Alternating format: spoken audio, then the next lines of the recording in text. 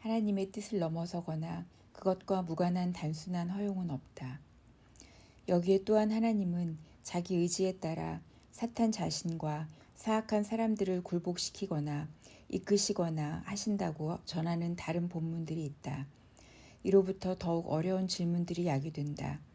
하나님이 그들을 통하여 일하심에도 불구하고 어떻게 자기에게는 그들의 악으로부터 아무런 더러움도 초래되지 않게 하시는지, 심지어 그들과 함께 일을 수행하심에도 불구하고 어떻게 정작 자기는 모든 비난으로부터 자유로울 수 있으신지, 더군다나 그가 어떻게 자기의 사역자들에게 의로운 정죄를 내리실 수 있으신지, 육체의 지각으로는 이를 거의 이해할 수 없다.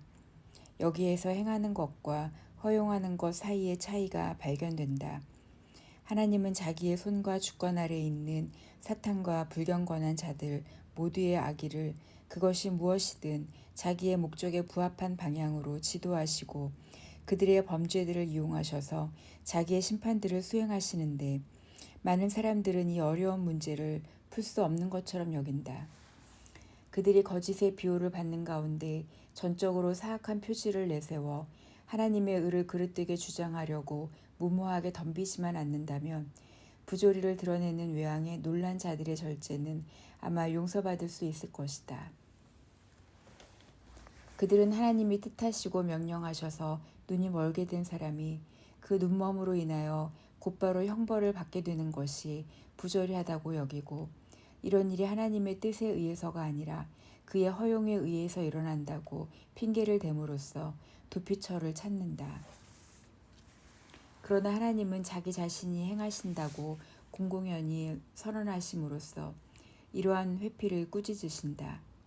사람들은 하나님의 은밀한 지시가 없이는 아무 일도 효과적으로 수행할 수 없으며, 하나님이 그 자신 가운데서 작정하시고 그 자신의 은밀한 지휘 아래에서 결정하신 것이 아니면 어떤 것도 고의로 행할 수 없다.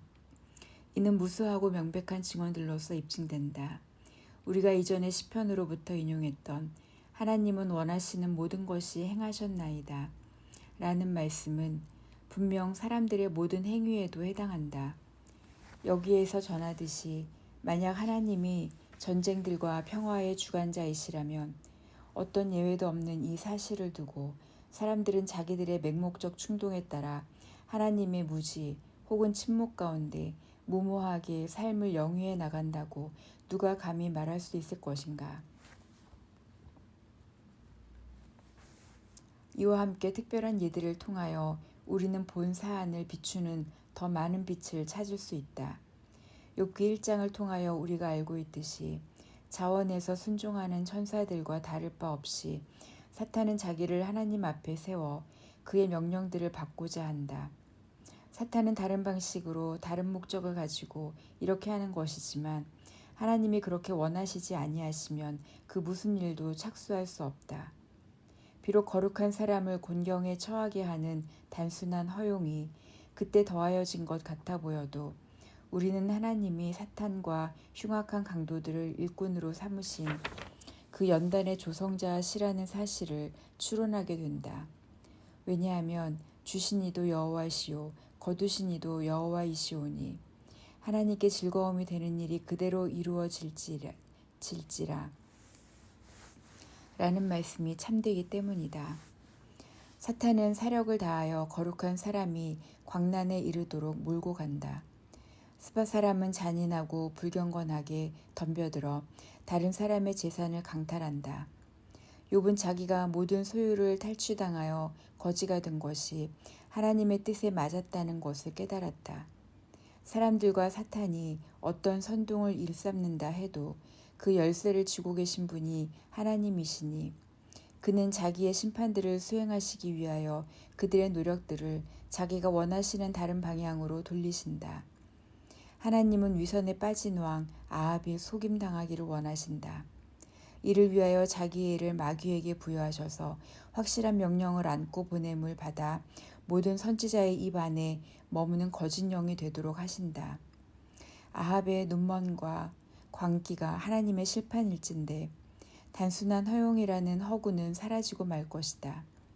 심판관이 자기가 이루어지기를 원하는 것을 단지 허용만 한 채 그것을 작정도 하지 않고 자기의 일꾼들에 의한 수행을 명령하지도 않는다면 이는 얼마나 어처구니가 없겠는가. 유대인들에게는 그리스도를 죽여버리려는 의도가 있었으며 빌라도와 그의 병사들에게는 그들 자신의 광적인 유욕에 사로잡힌 삶의 양식이 있었다. 그럼에도 사도들은 엄숙한 기도 가운데 모든 불경건한 사람은 여호와의 손과 계획에 따라 작정된 것 외에는 아무것도 행하지 않았다고 고백한다. 같은 맥락에서 이미 베드로는 그리스도가 하나님의 분명한 계획과 미리 아신 대로 죽임을 당하도록 내준 바 되었다고 설교했다. 이는 태초부터 아무것도 숨김이 없으셨던 하나님이 마치 유대인들이 수행한 일을 아시면서 그리고 원하시면서 미리 정하셨다고 말하는 것과 다름이 없다. 베드로가 다른 곳에서 하나님이 모든 선지자의 입을 통하여 자기의 그리스도께 고난 받으실 일을 미리 알게 하신 것을 이와 같이 이루셨느니라 라고 반복하듯이 말이다. 압살롬은 자기 아버지의 침상을 근친 상간으로 더럽히는 혐오스러운 범죄를 저질렀다. 그러나 하나님은 이 일이 자기 자신을 위하여 있게 되었다고 선포하신다. 다음 말씀이 그러하다.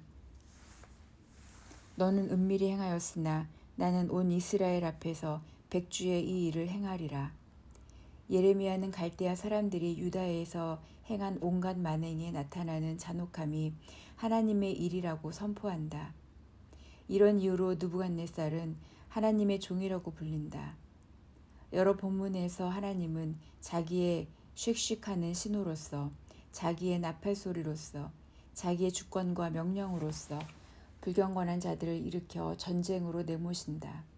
그는 아수르 사람들을 진노의 막대기와 자기 손으로 휘두르는 도끼라고 부르시며 거룩한 성의 재앙과 성전의 패망이 자기의 일이라고 부르신다. 하나님에 대한 불평하지 않고 그를 의로운 심판자로 알고 있었던 다윗은 다음과 같이 말함으로써 심의의 저주가 그로부터 나온다고 고백한다. 여호와께서 그에게 명령하신 것이니 그가 저주하게 버려두라. 우리는 매우 빈번히 거룩한 역사를 통해 열지파의 배반, 엘리의 아들들의 죽음, 그리고 이런 종류의 매우 많은 예들이 보여주듯이 일어나는 일은 무엇이든지 여호와로부터 나온다는 사실을 발견하게 된다. 성경에 정통하되 도를 지나치지 않는 사람들은 내가 여기에서 많은 증언들 중에 단지 몇몇만 제시하는 것이 간결함을 도모하기 위함이라는 것을 알 것이다. 그러나 이 몇 가지만으로도 마치 하나님이 망대에서 우연한 사건들이 일어나기를 기대하고 계실 뿐이므로 그의 심판들이 사람의 의지에 달려 있기라도 하듯이 하나님의 섭리를 단순한 허영으로 대체하려는 사람들이 얼마나 헛되고 성가신 말을 중얼거리고 어리석은 말을 즐겨하는지 충분히 증명되고도 남을 것이다.